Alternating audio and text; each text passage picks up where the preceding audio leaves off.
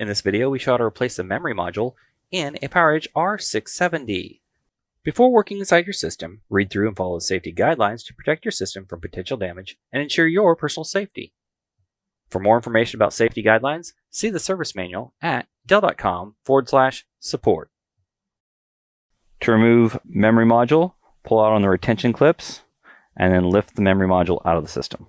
To install a memory module, align it with the system and press down until the latches click into place. For more information or support about the PowerEdge R670, visit dell.com/support.